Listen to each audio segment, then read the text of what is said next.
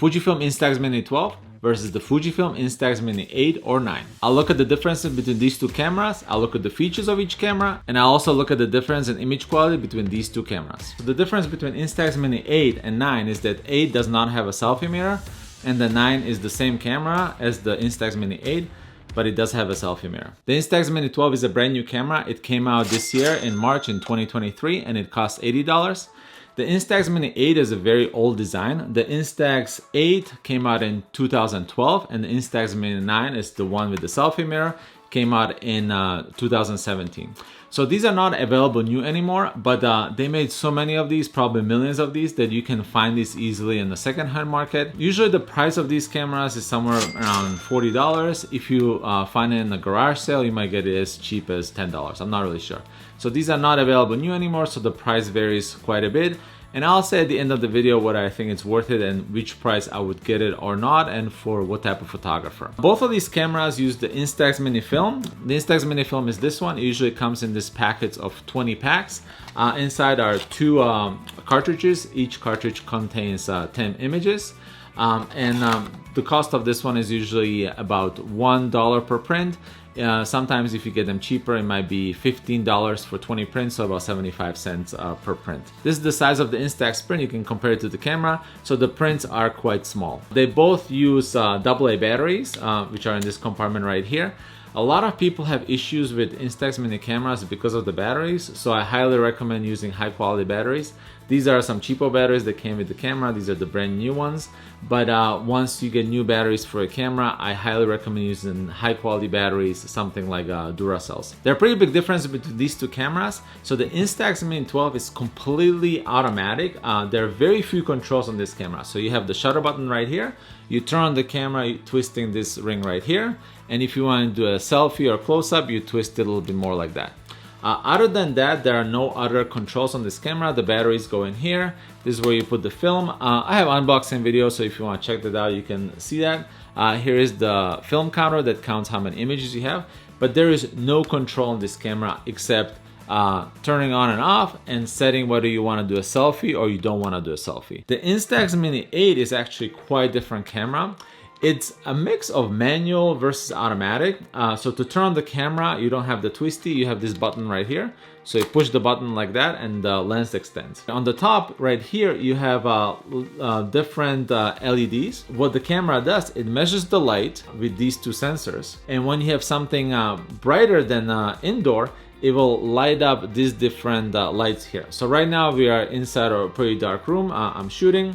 So it is lighting up right here, so it tells me I should set the exposure to here. If you have something really bright, so if I point it to the key light that's illuminating me, now it's lighting up like the sunny setting. So if I was outside and there's a lot of light, this would show me that I should set it to the sunny setting, so I would twist it like this. And what this does is changes the aperture inside of the lens. So the shutter speed is always the same on this camera. It's 1/60 of a second, so the only thing you can change is the aperture. What the aperture does, it makes the image darker.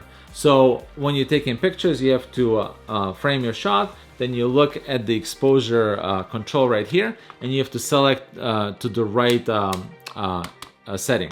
If you don't do this, if you just ignore these lights and you're outside, you're gonna have a completely overblown pictures. So that's the difference between the Instax Mini 8 or 9 versus the 12. The 12 does everything for you. The other big difference is that this one I mentioned has the close-up mode, so that's super easy. You just twist it like that. The Instax Mini 8 does not have a close-up mode. And I think that's a really big problem because a lot of times I use these cameras to take pictures of kids, and you'll see some of the examples.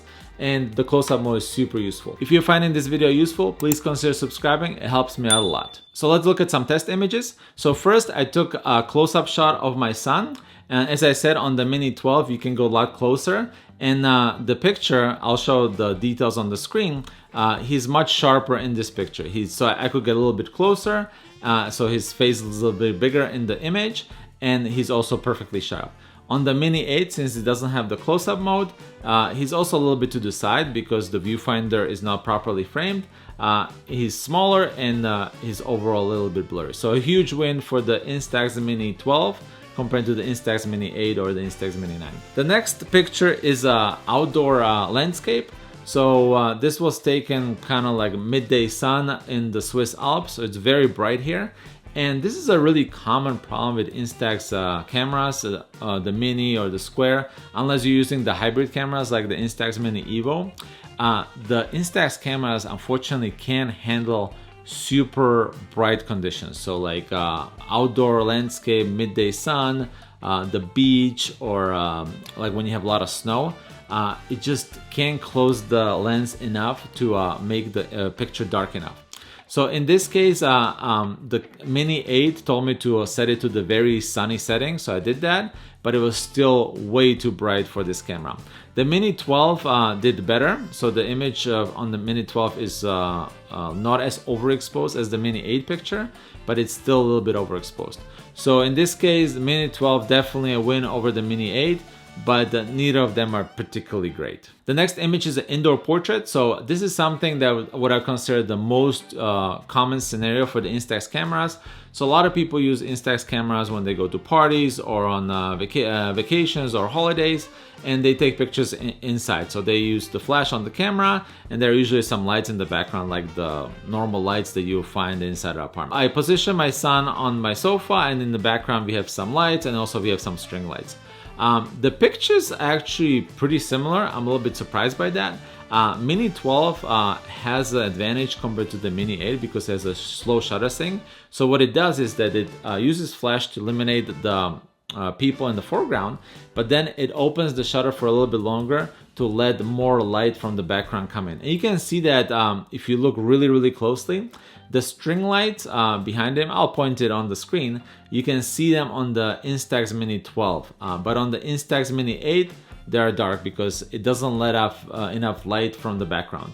Also, the lamp in the background is a little bit brighter on the Instax Mini 12 shot compared to the Instax Mini 8. And I think this was a huge advancement for the Instax Mini cameras. The Mini 8 and the Mini 9 did not have this variable shutter speed. They always use 1/60th of a second, so a lot of times you would get pictures where your subject was properly illuminated in the front, and the back it would be completely black. You have no idea where you are. So if you're planning to take a lot of pictures at parties, I highly recommend getting the Instax Mini 12 versus the Instax Mini 11 versus the 8 or 9. The 8 or 9, they're just a little bit outdated at this point, and I would not recommend them for general like party use. The next picture is an outdoor portrait, again of my son.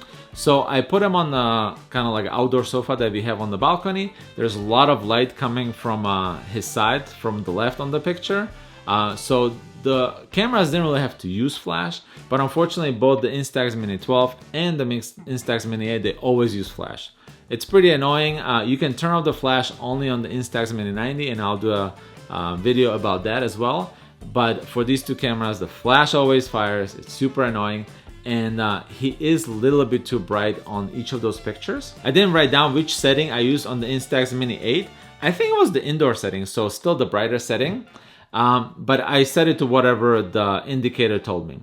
And in this case, the Mini 8 picture is actually nicer because it's not as overblown as the Mini 12 picture. So sometimes, I guess you get better results with the Mini 8. The next picture was an outdoor landscape, like an evening landscape. It was actually quite a nice scene with my naked eyes. I also took a picture with the iPhone. I'll show you what that looked like. But here is where Instax struggles. When the conditions are a little bit too dark outside, the Instax Mini film can't handle the difference between the bright and the dark parts of the image. So in this case, the mountains were still a little bit too bright because it was about half an hour before sunset, but the foreground, because it was half an hour before sunset, was already very dark. So you can see the Mini 8 can't let enough light in, so the mountains are dark already, and the foreground is completely black. You can't see anything in there at all. The Mini 12 definitely did a better job here because it opened up the shot a little bit more, but the penalty for that is that the mountains are overblown. But you can see the building that I was trying to take a picture of, but still the foreground is pretty dark and you can't really see much there. So when it gets a little bit dark outside, I don't really recommend using Instax cameras unless you have the hybrid cameras like the Instax Mini Evo. It's better to just take pictures with your phone. You're gonna get a lot nicer results. The best use for Instax cameras is like parties, where you can take a picture of a person and share the pictures right away. So overall, what is my take on these two cameras? If you want something super easy to use, something fun, definitely get the Instax Mini 12. Is a much better camera than the Instax Mini 8 or 9, especially for the most common use of the Instax cameras, which is taking to parties, taking snapshot of your friends. If you have the Instax Mini 11, I generally don't recommend upgrading to the Instax Mini 12 because it's a pretty similar camera. The 12 is better than the 11. I have a video on that as well, but the upgrades are not that huge. If you have the Instax Mini 8 or 9 and you do take quite a bit of Instax pics, so let's say you take like 30 pictures a year or even more, I do think it's worth upgrading to the Instax Mini 12. I think you can get better results. You're not gonna be disappointed as often as with the Instax Mini 8. The Mini 8 just, it was a great camera at the time when it came out in like 2012, but right now it has been surpassed and the technology is better and you will get better results and you'll be happier with that. Instax Mini 8 or 9 do still have kind of their place in the lineup if you want to experiment. So if you are a more advanced photographer, you can do something with the Instax Mini 8 or 9 that you can't do with the Instax Mini 12. Since the Instax Mini 12 is completely automatic, you can't really play around with it too much, but you can play around with the Instax Mini 8 because you can manually set the aperture. So I have written down what the apertures are. So the indoor is f13, cloudy is f16, sunny is f22, and very sunny is f32. So if you know exactly what you're doing, you can use a light meter app, you can measure your scene with your iPhone, and then you can manually kind of adjust for the proper exposure, and you can even do some like external flash, or you can tame the light from really bright scenes using sunglasses. So you can pop sunglasses in front of the lens, and then you'll be able to get good exposure even in really bright conditions. But I would not recommend it for people who are not into photography because all of these things I just described, I have videos on all these topics. It is pretty complex. For people who are new, for kids, it's best to just get this camera. You can still use the sunglass trick with the Instax Mini 12. So if you are in a scene where it's super bright, let's say you're on the beach, and you take a picture and it is a little bit too bright, what you can do very carefully is you can put your sunglasses over the lens like this and take another shot, and then it should give you a much better exposure. And I'll link the video about this sunglasses trick so you can see how it's done in practice. Thanks for watching. I'll see you next video.